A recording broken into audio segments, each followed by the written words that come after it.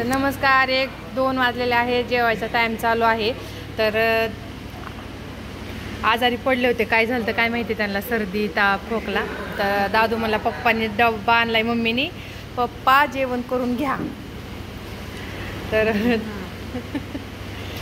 काय होत होतं, आजारी पडले होते. मग घरचा डब्बा आणला. तर डब्याला आणलंय पिवळा बटाटा, आळूची वडी, कोथिंबीरच्या वडी आणि चपाती. मला वाटलं पेरू पण आहे, पेरू काकडी मला खाते. बेसन पिठलं भाकरी. हां, तर बेसन आपल्या ह्यांनी केलेलं आहे, इथं स्टाफच्या ह्याला जेवायला केलेलं आहे, ते त्यांनी घेऊन आलेत.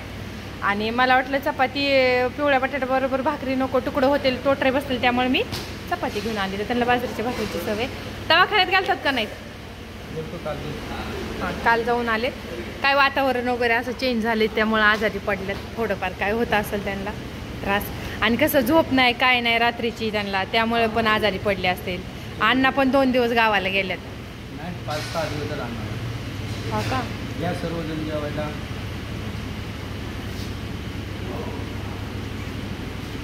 मग काय बोलता? काय नाही, आजारी पडल्यामुळं थोडंसं थकवा जाणवतोय आणि घाम येत होता. ह्या पावसाळ्याच्या दिवसात किंवा बाहेर पाऊस पडत असताना थंड वातावरणात घाम येणं, डॉक्टर म्हणजे हे लक्षण काही चांगलं नाही. थोडंसं जेवण पण जात नव्हतं. आज घरच्याला बांधलं जात नाही की मग आता हे पोर काय करणार.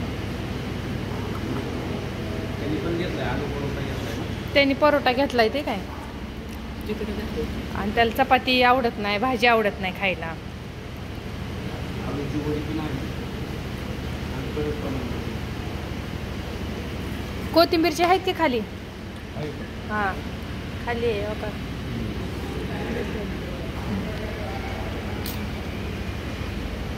तर चला मग.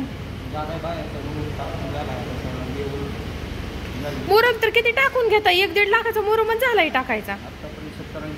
आणि मग 1 महिना नाही झाला तोवर तर खाली चोपला चिखल झाला. हा, गाड्या चालू आहेत पार्किंगला, भरपूर गाड्या चालू आहेत. हो का, गर्दी किती. पालखी आल्यामुळे पण गर्दी लई होती. ते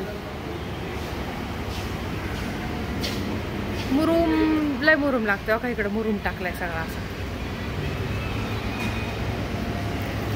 ते काय नाही, चांगला पाऊस पडलेला आहे असा मस्त होतो. चला मग.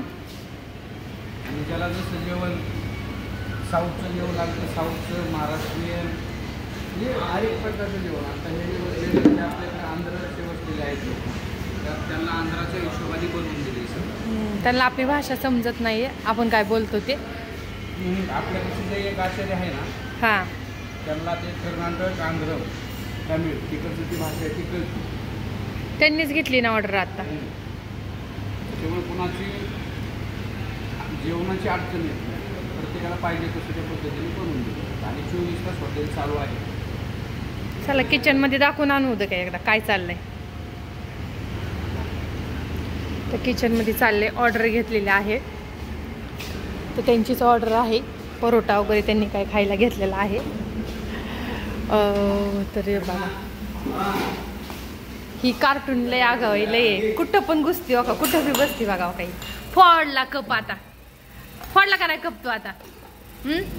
तर ह्या नवीन आहेत आलेल्या भांडी घासायला, त्या झाडून पुसून करायला. ती त्यांची मुलगी आहे. बेसिन बसवलं. कधी बसवलं? झाले 15-20 दिवस. झाले 15-20 दिवस. त्यांना लय प्रॉब्लेम येत होता, बेसिनचं पाणी सांडत होतं सारखं. पोषण पुसून घे, काय घे. आणि हे आपले जुने, ओळखताय का? ओळखत असतील. जुने प्रिन्स हॉटेलला होते त्यावेळेस हे होते का नाही, लई दिवसापासूनचे आहेत ते. गावाला गेले 4-5 वर्ष, पुन्हा इकडे आले अजून. तर हे सगळे कामगार स्टाफ चाललाय, त्यांचं कामं चालू आहेत. सगळ्यांची 2ला ड्युटी संपत्ती, कोणाचं जेवण चालू, कोणाचं काय चालू, असं चाललंय. तर चला मग.